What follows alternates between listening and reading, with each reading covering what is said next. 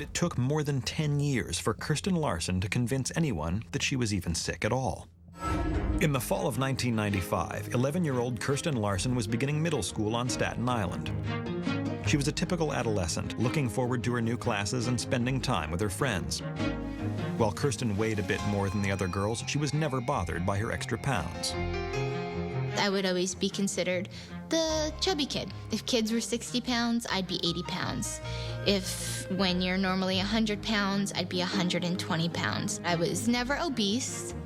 People never thought it was something to be too concerned about. We do have chubby genes in my family. I tended to expect she would probably have a growth spurt and more like baby fat that would go away. But by the time winter rolls around, her mother begins noticing some alarming patterns in her daughter's stamina. When Kirsten would physically exert herself, it might have been something as slight as a few steps.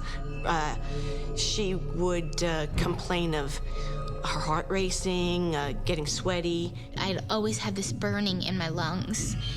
No one ever knew what I was talking about. She would be visibly pale.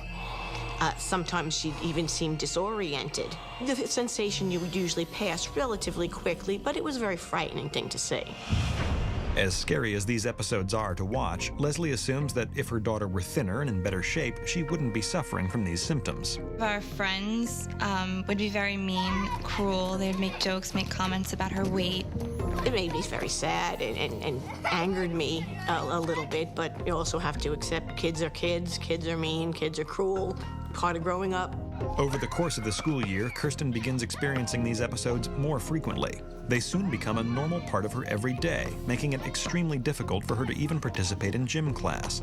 Still, Kirsten seems to be the only one who grasps that something could be very wrong.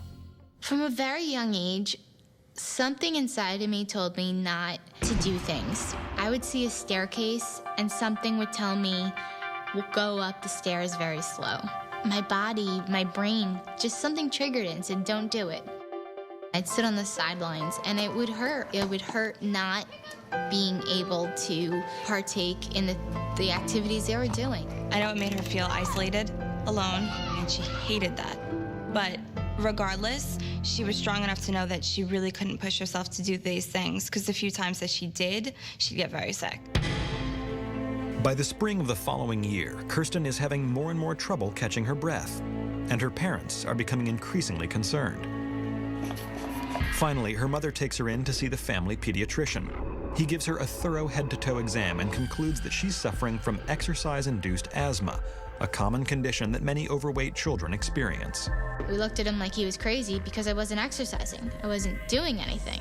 I was inactive. How can I have exercise-induced asthma? Obviously, I didn't want to be told that she had something seriously wrong with her.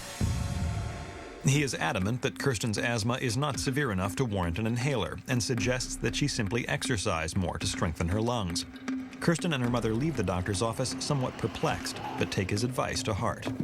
Over the next few months, Kirsten diligently attempts to pick up the pace. She begins by jumping rope, but every time, no more than 10 minutes into the activity, her heart starts to race and she feels a terrible burning sensation in her chest. I was trying to be good. I wanted to be active. Nevertheless, Kirsten stays focused, and when the family heads to New Mexico for spring break, she's hopeful that she'll be able to hike La Luz Trail. But within just 10 minutes of arriving, the unimaginable happens. We get to our hotel, and there's an elevator, and there's a staircase, and they're right next to each other. And I said, hey, Deb, let's take the elevator. And the first words what he said was, don't be lazy, take the stairs, it's one floor. And I said, okay. And I take the stairs. I get this feeling in my brain, a tightness, this tense feeling, and I would feel that the walls were closing in on me, and my brain was just being pushed in, and the air was being pushed right out of me.